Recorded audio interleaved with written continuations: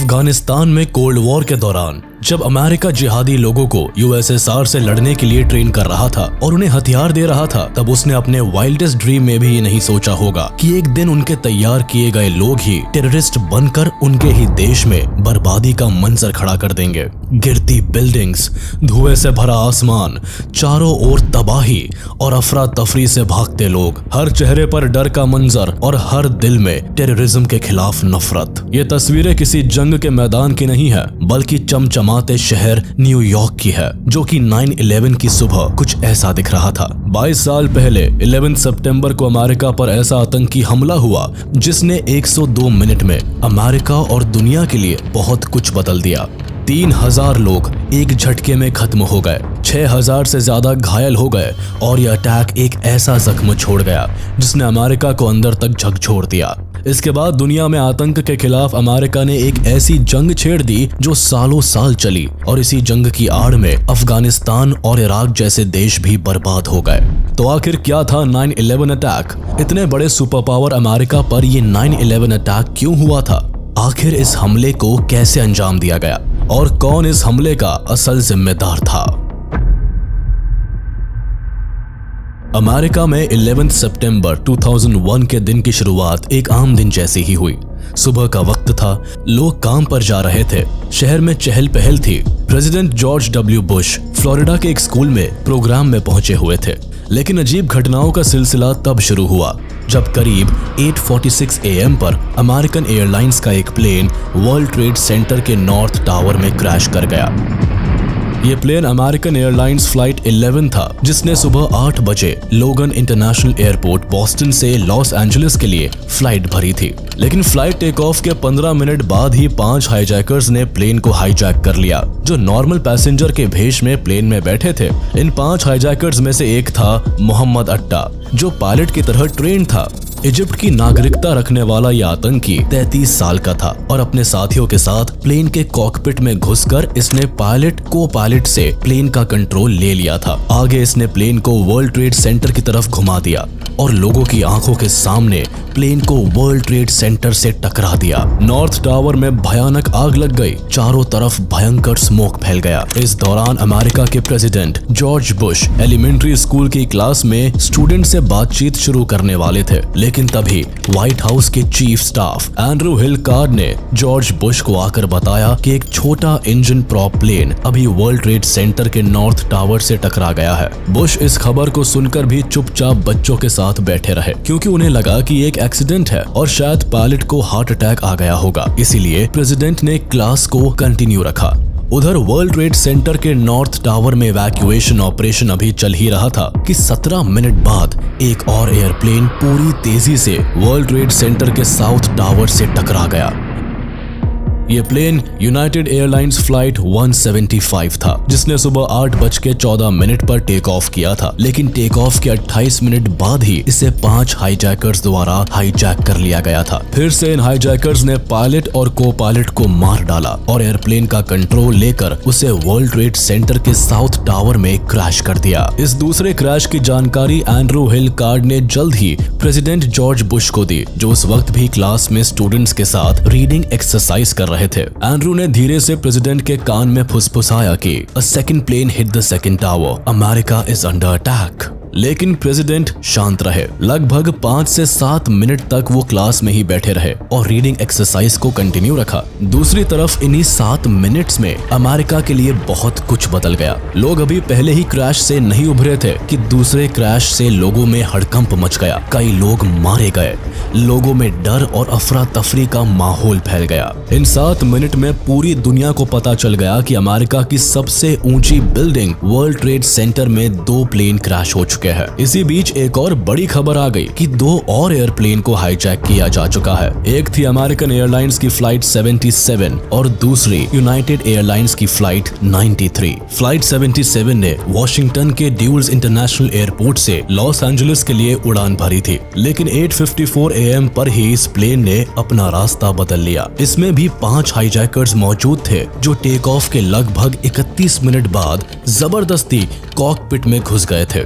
दूसरी flight 93 new Jersey से California के लिए डिपार्ट हुई थी और इसमें 4 हाईजैकर्स मौजूद थे। इन दोनों ही फ्लाइट्स ने अपनी डेस्टिनेशन बदलकर अमेरिका की कैपिटल वॉशिंगटन डीसी की तरफ टर्न कर दिया। वॉशिंगटन से थोड़ी ही दूर पर अमेरिका का डिफेंस डिपार्टमेंट का हेडक्वार्टर पेंटागन था, जो नेशनल सिक्योरिटी मिलिट्री पावर की नजर से अमेरिका के लिए काफी इंपॉर्टेंट बिल्डिंग थी और बदकिस्मती से हाईजैकर्स की रेडार में उनका अगला निशाना यही बिल्डिंग थी। इसीलिए हाईजैकर्स द्वारा फ्लाइट 77 को पेंटागन बिल्डिंग की तरफ मोड़ दिया गया और 9:37 AM पर यह प्लेन पेंटागन बिल्डिंग में क्रैश हो गया। ये अमेरिका पर आतंक का तीसरा घातक वार था, जिससे साफ था कि ये सब कुछ एक बड़ी आतंकी साजिश का नतीजा है। इसीलिए यूएसए के सभी एयरपोर्ट्स को शट डाउन कर दिया गया। जो एयरलाइन उड़ान भर चुकी थी उन्हें नियरेस्ट एयरपोर्ट्स पर लैंड करने के ऑर्डर्स दिए गए। एक तरफ जहां प्रशासन और रेस्क्यू फोर्स हालात को काबू करने की कोशिश में थे, वहीं अमेरिका के लिए हालत बद से बदतर तब हो गए जब 9:59 AM पर वर्ल्ड ट्रेड सेंटर के साउथ टावर में लगी भयानक आग के चलते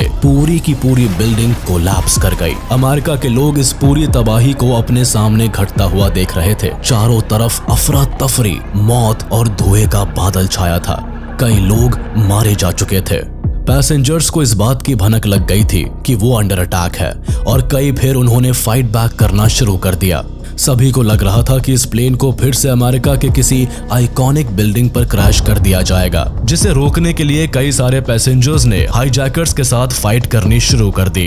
FBI के अनुसार लगभग फ्लाइट 93 से 37 एयरफोन्स कॉल किए गए थे, जो कि सीट्स के पीछे लगे थे। उधर प्रशासन में बैठे लोगों के जहन में भी हाईजैक हुए 4th प्लेन का डर सताने लगा। हमलावरों का अगला निशाना कौन सी बिल्डिंग होगी, इस सवाल ने सबको परेशान कर दिया। लेकिन हाईजैकर्स अमेरिका की इंपॉर्टेंट और आइकॉनिक बिल्डिंग को निशाना बना रहे थे, इसीलिए यह अंदेशा लगाया गया कि उनका अगला टारगेट व्हाइट हाउस या फिर यूनाइटेड स्टेट्स कैपिटल हो सकता है। व्हाइट हाउस यूएस प्रेसिडेंट का रेजिडेंस था, वही United states capital US federal government की लेजिस्लेटिव सीट थी, यानी एक तरह से यूएस का पार्लियामेंट था। ऐसे में इन पर अटैक होना एक सुपर पावर की जड़ों को हिला देने जैसा था, मगर ऐसा होता नहीं है। दरअसल एयरप्लेन में बैठे यात्रियों द्वारा छेड़ी गई बगावत और हिम्मत का असर ये हुआ कि प्लेन अपने टारगेट पर पहुंचने से पहले ही पेंसिल्वेनिया के खेतों में क्रैश कर गया। प्लेन में बैठे बहादुर यात्री तो मारे गए, लेकिन एक और बड़ा हादसा टल गया और कई लोगों की जानें बच गई। फिर 10:28 AM पर वर्ल्ड ट्रेड सेंटर का नॉर्थ टावर भी आग में जलते हुए मिट्टी में मिल गया। एक बड़े धुएं के गुब्बार ने न्यूयॉर्क सिटी के आसमान को घेर लिया। अंदर फंसे ज्यादातर लोग मारे गए और 9/11 की एक खौफनाक सुबह मौत का वो दिन बन गया जब एक ही झटके में अमेरिका ने अपने लगभग 3000 लोगों को खो दिया और 6000 लोग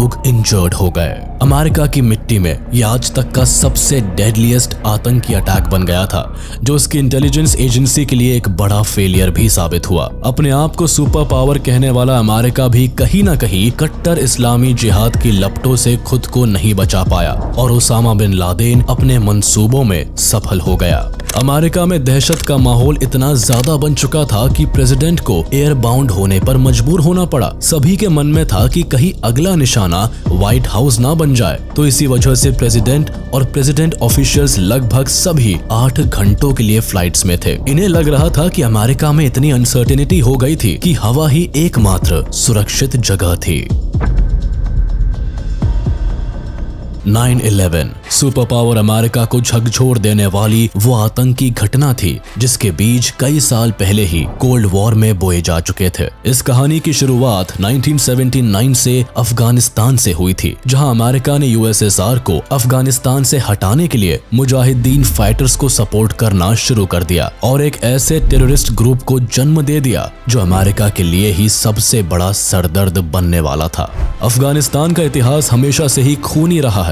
यहाँ के लोग अपनी स्वतंत्रता के लिए लड़ते रहे हैं। 1919 में अफगानिस्तान को ब्रिटिश की इनडायरेक्ट हुकूमत से मुक्ति मिल गई। दरअसल दूसरे एंग्लो अफगान वॉर के बाद से ब्रिटिश ने अफगानिस्तान के फॉरेन अफेयर्स पर काबू कर लिया था, लेकिन थर्ड वॉर के बाद अफगानिस्तान को ब्रिटिश से किसी भी तरह की बंदिश से पूर्ण स्वतंत्रता मिल गई थी। इस आजादी के बाद अफगानिस्तान ने एमिर अमानुल्लाह खान ने खुद को किंग साबित कर दिया। अमानुल्लाह खान बहुत ही लिबरल और प्रोग्रेसिव एमिर था। 1926 में उन्होंने अफगानिस्तान से एमिरेट को खत्म करके अफगानिस्तान में डेमोक्रेटिक मोनार्की स्टैब्लिश किया और अब ये राजा कहलाए जाने लगे। उनके समय में पहली बार औरतों को स्कूल और कॉलेज जाने की अनुमति मिली थी। ये पहली दफा हो रहा था कि अफगानिस्तान के समाज में लिबर्टी, खुलापन और स्वतंत्रता आ रही थी। लेकिन अफगानिस्तान में अमानुल्लाह खान ज्यादा दिन तक रूल नहीं कर पाए, क्योंकि अमानुल्लाह खान अफगानिस्तान को वेस्टर्न मॉडर्नाइजेशन की तरफ ले जा रहे थे, जो बात वहां के कुछ इस्लामिक ट्राइब के लोगों को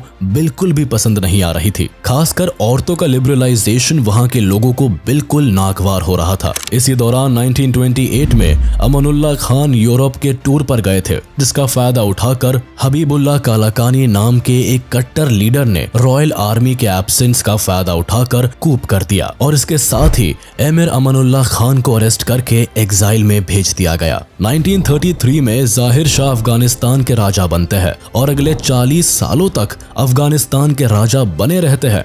इनके 40 साल के शासन में अफगानिस्तान काफी स्टेबल रहता है और अफगानिस्तान काफी प्रोग्रेस भी करता है। 1973 में जब जहीर शाह फॉरेन ट्रिप पर गए हुए थे, तभी उनके अपने भतीजे मोहम्मद दाऊद खान ने पैरामिलिट्री और अपने कम्युनिस्ट एंड लेफ्टिस्ट दोस्तों की सपोर्ट से एक कूप किया और उनकी कुर्सी छीन ली।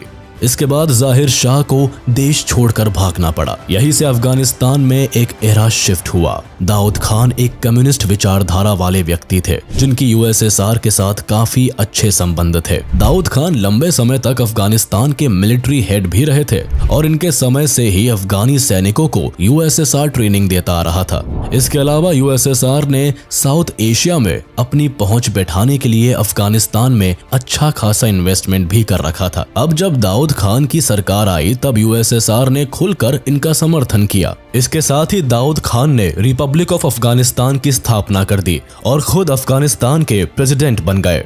दाऊद खान ने यूएसएसआर का सहारा लेकर अपनी सरकार तो बना ली, लेकिन अफगानिस्तान को लिबरल बनाने और कोल्ड वॉर का निशाना बनाने से बचाने के लिए अमेरिका के साथ भी संबंध बनाने लगे। लेकिन ये बात अब यूएसएसआर को खटकने लगी थी। साथ ही साथ अफगानिस्तान की जो कम्युनिस्ट पार्टी थी, वो भी दाऊद खान से खफा रहने लगी। अफगानिस्तान की communist party People's Democratic Party of Afghanistan ने इसी बात पर दाऊद खान के रॉयल पैलेस पर हमला करवा के उन्हें पूरे परिवार के साथ मरवा दिया गया। इसके बाद नूर मोहम्मद तराकी इस देश के प्रेसिडेंट बन जाते हैं। लेकिन जैसा कि दाऊद खान के साथ हुआ, वैसा हादसा तराकी के साथ भी हुआ। इनके अपने ही पार्टी के लोगों ने इन्हें असैसिनेट कर दिया। 1978 में हुए इस असैसिनेशन के पीछे हफीजुल्लाह अमीन का हाथ था, जो उन दिनों अफगानिस्तान के डेप्यूटी पीएम थे। इनके संबंध यूएसए के साथ अच्छे थे और चूंकि इन्होंने यूएसएसआर बैक्ड गवर्नमेंट की हत्या करवाई थी, तो यूएसएसआर भी कहां चुप बैठने वाला था। यूएसएसआर अपने चंगुल से अफगानिस्तान को किसी भी कीमत पर बाहर नहीं जाने देना चाहता था और इसी वजह से 24 दिसंबर 1979 को यूएसएसआर ने अपने सैकड़ों फाइटर जेट्स और हजारों सैनिकों को काबुल में उतार दिया। हालांकि यूएसएसआर को काबुल में आसान जीत मिल गई और इसके साथ ही पीएम अमीन की हत्या करके बाबरक करमाल को देश का नया प्रेसिडेंट घोषित कर दिया। लेकिन इसके बाद यूएसएसआर के 25,000 सैनिकों ने वापसी नहीं की। उनका मानना था कि पूरे अफगानिस्तान में कम्युनिस्ट सरकार को स्टैब्लिश किया जाए। वहीं दूसरी ओर मुजाहिदीन ने जिहादी वॉर छेड़ रखी थी। उन्हें यूएसएसआर से इस्लाम पर खतरा नजर आता था और वो यूएसएसआर को पूरी टक्कर देने के लिए तैयार बैठे थे। ये वॉर पहले तो यूएसएसआर अफगानिस्तान वॉर ही था, जो कि इस्लामिक मुजाहिदीन के खिलाफ था। लेकिन जल्दी ही पाकिस्तान, चाइना, यूएसए और मिडिल ईस्ट के कंट्रीज भी मुजाहिदीन के साथ उतर आए, जिससे कि यूएसएसआर को कड़ी टक्कर दी जाए और उन्हें अफगानिस्तान से निकाला जा सके। पाकिस्तान और यूएसए खासकर इस जिहादी युद्ध में मुजाहिदीनों का साथ दे रहे थे, जिससे कि यूएसएसआर को हटाया जा सके। अफगानिस्तान में अब पपेट कम्युनिस्ट और इस्लामिक विचारधाराओं को सपोर्ट करने वाले दो पावर्स के बीच का टसल अब शुरू हो गया था। इसी दौरान सऊदी अरब ने मुजाहिदीन को ढेर सारी फंडिंग देना शुरू कर दिया। दूसरी तरफ यूएस और पाकिस्तान भी मुजाहिदीन ग्रुप की हर तरह से मदद करने लगे। ऐसे में अब अफगानिस्तान में इस्लामिक मुजाहिदीन ने सोवियत के खिलाफ पूरी बगावत कर दी।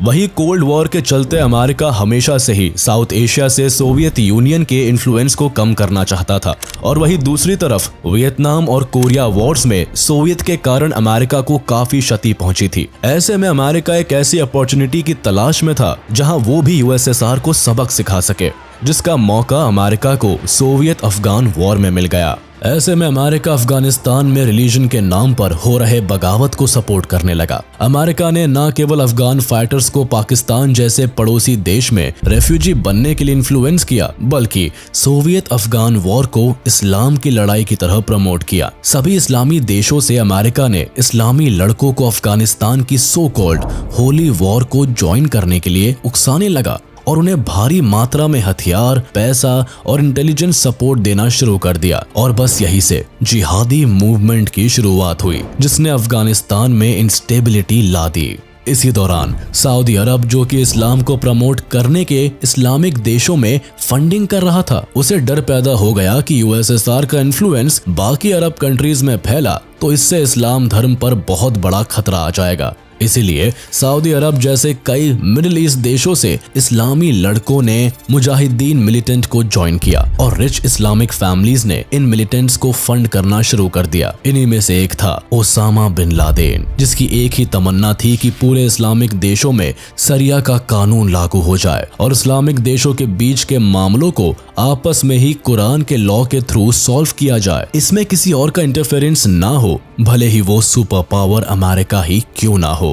बहरहाल अफगानिस्तान की इस लड़ाई में यूएसएसआर ने फाइनली 15 मई 1988 को ऑफिशियली विड्रॉ कर लिया। लेकिन तब तक अमेरिका भी अफगानिस्तान के साथ अच्छे संबंध में नहीं रह गया था और जो मुजाहिदीन अब तक अमेरिका के सपोर्ट में यूएसएसआर के खिलाफ लड़ रहे थे, अब वही मुजाहिदीन अमेरिका के खिलाफ लड़ने लगे। ओसामा बिन लादेन का मानना था कि यूएसए को गल्फ वॉर्स में इंटरफेयर करने की जरूरत नहीं थी और ईरान पर यूएसए के हमले के बाद लादेन की यूएसए के प्रति नफरत और भी बढ़ गई। 2002 में पब्लिश्ड लेटर टू अमेरिका में लादेन ने कहा था कि इजराइल के एक्सपेंशन में सपोर्ट करना गुनाह है और अमेरिका इस गुनाह में सबसे आगे है और यही वजह है कि लादेन या अल-कायदा अमेरिका को इसकी सजा जरूर देगा।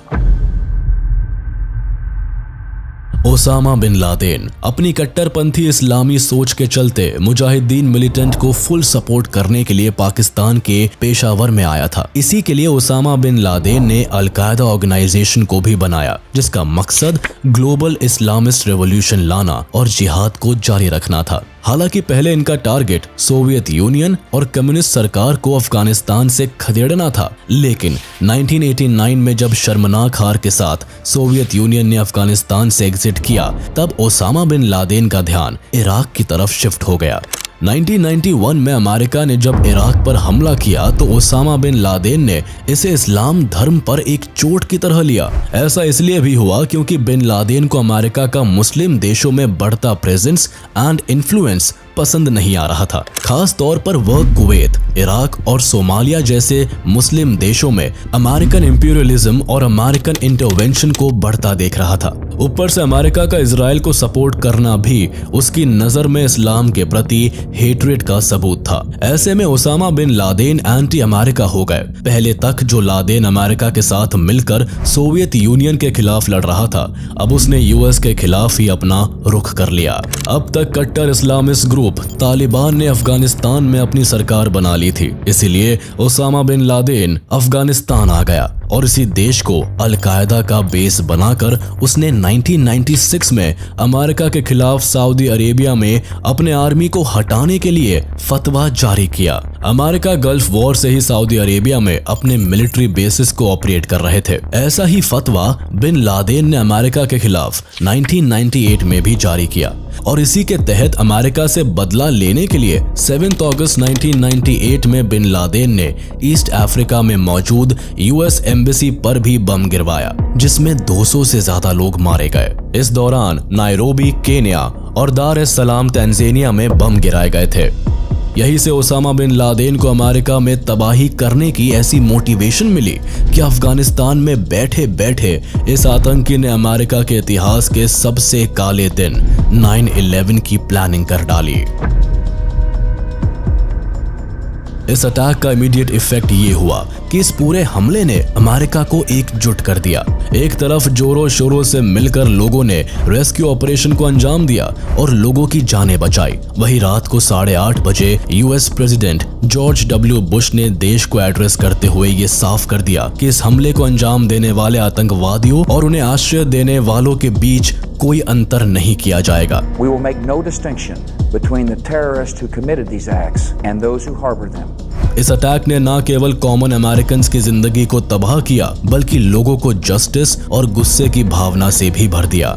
जल्द ही American president George W Bush ने घोषित कर दिया कि ये काम आतंकवादी ओसामा बिन लादेन और आतंकी संगठन अल-कायदा का है, जो अफगानिस्तान में अल-कायदा ऑर्गेनाइजेशन को चला रहा है। इसके बाद अमेरिकन प्रेसिडेंट ने तालिबान से ओसामा बिन लादेन को अमेरिका को हैंडओवर करने के लिए कहा, लेकिन तब तालिबान ने अमेरिका के इस ऑफर को रिजेक्ट कर दिया और अमेरिका से सबूत की फरमाइश की गई। तो यूएसए ने आतंकवाद के खिलाफ जंग छेड़ दी, जिसके समर्थन में नेटो कंट्रीज ने भी अमेरिका का साथ दिया। इस जंग को वॉर ऑन टेरर का नाम दिया गया, जिसकी शुरुआत अफगानिस्तान से की गई। 7 अक्टूबर 2001 को अमेरिका अपने नेटो एलाइज के साथ मिलकर अफगानिस्तान में घुस गया और ओसामा बिन लादेन को पकड़ने के लिए तालिबान के खिलाफ जंग छेड़ दी। अफगानिस्तान में अमेरिका ने न केवल अल-कायदा के ठिकानों को निशाना बनाया बल्कि तालिबान को भी पीछे खदेड़ दिया।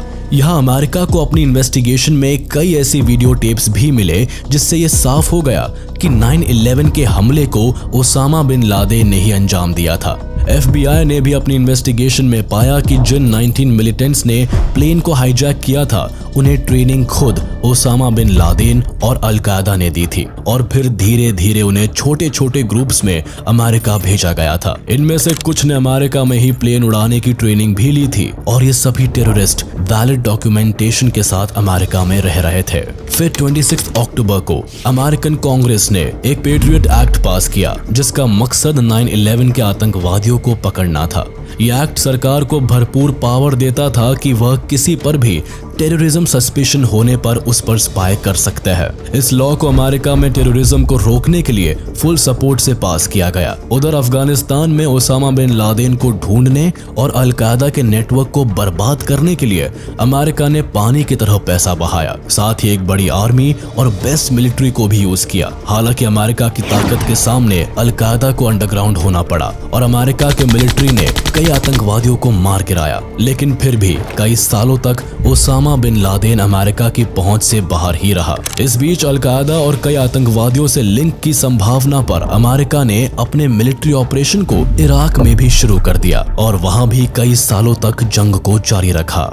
9/11 अटैक केवल एक आतंकी हमला ही नहीं था बल्कि दुनिया की सबसे बेस्ट इंटेलिजेंस एजेंसी के मुंह पर तमाचा भी था कि आखिर कैसे CIA और FBI के नाक के नीचे से यह अटैक प्लान किया गया। इसी के तहत साल 2002 में प्रेसिडेंट जॉर्ज डब्ल्यू बुश ने 9/11 अटैक की रिपोर्ट के लिए एक कमीशन को अपॉइंट भी किया। 2 साल बाद जब रिपोर्ट सबमिट हुई तो पाया गया कि इस अटैक में सबसे बड़ा फेलियर CIA का था, जिन्हें पहले से ही पता था कि 2 हाईजैकर्स नवाफ अल-हाज़मी और खालिद अल-मेधार अल-कायदा के मिलिटेंट्स है। CIA इन दोनों मिलिटेंट्स को ट्रैक भी कर रही थी जब ये दोनों ऑपरेटिव्स टेररिस्ट समिट मीटिंग को अटेंड करने मलेशिया के कुआलालंपुर गए थे। लेकिन CIA ने इन दोनों टेररिस्ट सस्पेक्ट की जानकारी ना तो FBI को दी और ना ही इन्हें US स्टेट डिपार्टमेंट की वॉच लिस्ट में ऐड किया। इससे हुआ ये कि हाईजैकर्स अपनी रियल IDs के साथ बड़ी ही आसानी से अमेरिका में घुस गए। कई दिनों तक वह अमेरिका में आम लोगों की तरह घूमते भी रहे और फिर उन्होंने दिन दहाड़े इतनी बड़े आतंकी हमले को अंजाम दिया। ये CIA की बड़ी लापरवाही का ही नतीजा था कि जिसकी कीमत 3000 अमेरिकन को चुकानी पड़ी थी। 9/11 के असली गुनहगार को पकड़ने के लिए अमेरिका ने अफगानिस्तान में 10 साल तक जंग लड़ी और खरबों का पैसा लगाने के बाद साल 2011 में उसे ओसामा बिन लादेन को पकड़ने में कामयाबी हासिल हुई। 2 मई 2011 को US की नेवी सील्स टीम ने पाकिस्तान के अबोटाबाद में ओसामा बिन लादेन को लोकेट किया और एक ऑपरेशन के तहत उसे मार गिराया। I can report to the American people and to the world. The United States has conducted an operation that killed Osama bin Laden, the leader of Al-Qaeda.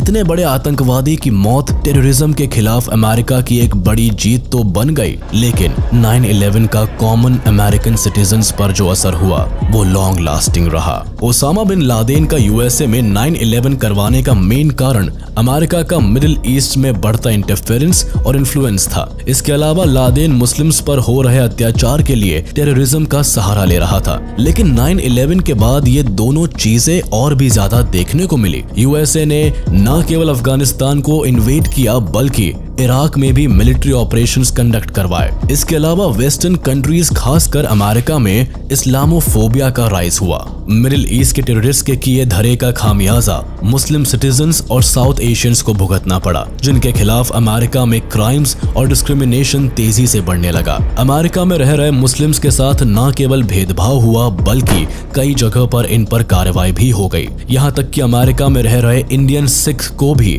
कई बार मुस्लिम समझकर मारा जाने लगा। अमेरिकन पब्लिक में बढ़ते डर ने मुस्लिम्स के खिलाफ ऐसे एक्सट्रीमिज्म को जन्म दिया जिसकी वजह से कई जगह पर मुस्लिम्स को जेल में डालकर मारा पीटा गया और एक लार्ज स्केल पर ह्यूमन राइट्स वायलेशन बढ़ता चला गया। इससे हुआ ये कि फ्रस्ट्रेटेड और भेदभाव से गुस्से में आकर और भी ज्यादा लोग आतंक का रास्ता अपनाने लगे। हालांकि अमेरिका ने ओसामा बिन लादेन को मारकर 9/11 का बदला तो ले लिया, लेकिन इसकी कीमत अफगानिस्तान और इराक को चुकानी पड़ी, जहां कई मासूम लोगों ने जान गंवाई। देश की राजनीतिक और आर्थिक अर्थव्यवस्था और भी अस्थिर हो गई और अफगानिस्तान केवल एक जंग का मैदान बनकर रह गया जिस पर आज तालिबानियों का राज है। इसी के साथ हम आपसे विदा लेते हैं। उम्मीद है आपको ये वीडियो जरूर पसंद आया होगा। आप इस वीडियो को अपने दोस्तों के साथ शेयर करना बिल्कुल भी ना भूले। साथ ही